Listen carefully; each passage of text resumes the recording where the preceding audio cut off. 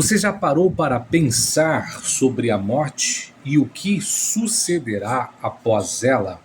A boa parte dos seres humanos já se pegaram pensando sobre este importante tema. Se você ainda não o fez, certamente em algum momento da sua vida o fará. Em alguns segmentos religiosos, pensam, afirmam e ensinam que não há sequer nenhum tipo de consciência após a morte. O que há é um estado de total letargia, como se, em um sono profundo, aguardassem o dia da ressurreição. Porém, quando a Bíblia menciona a morte, comparando-a com o sono, ela se refere ao corpo e não à alma e ao espírito, que são a conjunção e a constituição do ser humano. Desde os primórdios, o cristianismo vem de geração em geração repassando o ensino, afirmando que, de fato, há plena consciência após a morte. Conhecida na teologia este tema como o estado intermediário, que é este estado de consciência entre a morte e a ressurreição. Daqueles que morreram em Cristo estão conscientes no paraíso, e aqueles que morreram fora de Cristo estão conscientes no lugar chamado tormento. Para lançar luz a este tema tão importante e relevante para nós, eu quero utilizar, dentre muitos textos que poderíamos, tanto do Antigo quanto do Novo Testamento, 4 passagens do Novo Testamento para que este vídeo não fique um tanto quanto extenso e cansativo. O primeiro texto é em Lucas, capítulo 16, dos versículos 19 a 31. Ali Lucas conta a parábola do rico e do Lázaro. Alguns estudiosos afirmam que esta não é uma parábola, pois os procedimentos adotados ali não são comuns e semelhantes àqueles adotados quando se contam parábolas, pois ali não há só menção de personagens históricos, como dar-se nome. Logo, se isto é uma verdade, então este foi um fato que ocorreu em algum tempo da história que nós não podemos precisar. Mesmo que seja parábola, Jesus nunca utilizou este modelo de ensino com motivos escusos, visando o engano ou a mentira, mesmo sendo ele a verdade, em quem não há sombra de dúvida e nem de variação.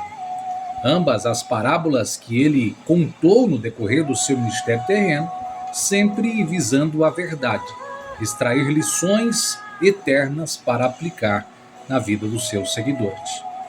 Estes dois morrem, Lázaro é levado pelos anjos ao seio de Abraão, que hoje é conhecido como o paraíso, e o rico se encontra em um lugar chamado tormento. Apresenta-nos o texto o desespero existente no rico, a ponto de gritar, de clamar a Abraão pedindo que este mandasse Lázaro molhar a ponta do seu dedo e refrescar a sua língua, pois ele estava em tormento no lugar tomado de chamas, que é um outro assunto recorrente nos ensinos de Jesus em muitos textos. Por exemplo, em Marcos 9,43, nós vemos Jesus enfatizando, corroborando para esta verdade existente no texto de Lucas, de que neste lugar a chama não se apaga. Não obstante a isso, ele pede novamente para que Abraão envie Lázaro à casa de seu pai para alertar os seus 5 irmãos para que estes não viessem a estar no lugar terrível que o rico se encontrava, mostrando assim uma consciência clara e absoluta após a morte existente na alma deste rico, como também de Lázaro. Outro texto que nós podemos utilizar é o texto de Lucas, capítulo 23, versículos 42 e 43, quando o ladrão reconhece a Jesus e pede para que ele lembrasse quando entrasse no seu reino. E ouviu de Jesus: hoje mesmo estarás comigo no paraíso. Esta palavra hoje é a palavra grega semeron, que dá a ideia de este mesmo dia, mostrando que a consciência continuaria mesmo depois da morte. O corpo descendo à sepultura, a alma estaria consciente à presença de Deus. Outro texto que nós podemos refletir é o texto de Paulo aos Filipenses, no capítulo 1, versículo 23, quando ele disse: Eu prefiro estar com Cristo do que estar nesta vida. Observe que ele utiliza duas vezes o verbo estar. O primeiro relacionado aos céus, à presença de Jesus. O segundo relacionado à terra, à presença dos homens. Esta palavra estar é a palavra einai, que dá-nos a ideia de existir ou estar presente, mostrando o entendimento de Paulo de que sim, assim como a consciência nesta terra perante os homens, no nosso corpo, quando este descer à sepultura, a alma continuará consciente perante o Senhor, existindo, estando presente em sua presença consciente.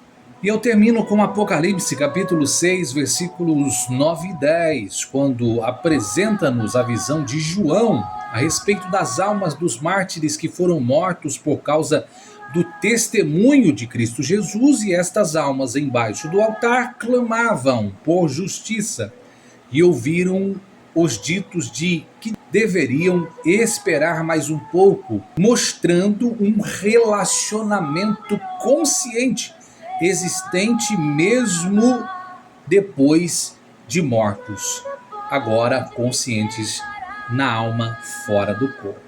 Diante desta verdade, eu apelo à sua reflexão e à sua consciência, te perguntando: onde você quer passar a sua eternidade? Como eu disse e volto a dizer, só existem dois destinos: o paraíso ou o lugar de tormento, que culminará no lago de fogo eterno. E estes todos estão indo para lá merecidamente, justamente por causa dos seus muitos delitos e pecados. Mas aqueles que desejam passar toda a eternidade com Cristo, com Deus, com o Senhor, gozando da verdadeira paz, alegria e sendo livrados do choro, das lágrimas e das dores que estão atreladas à vida humana neste mundo, precisam responderem à oferta do Evangelho com o reconhecimento dos seus muitos pecados, o arrependimento e o deixar esta vida pregressa, abraçando a nova vida que em Cristo nos é proporcionada. Pois é necessário aqueles que desejam ver o reino de Deus nascerem de novo e assumirem uma novidade de vida. Fique aí com esta reflexão tão importante.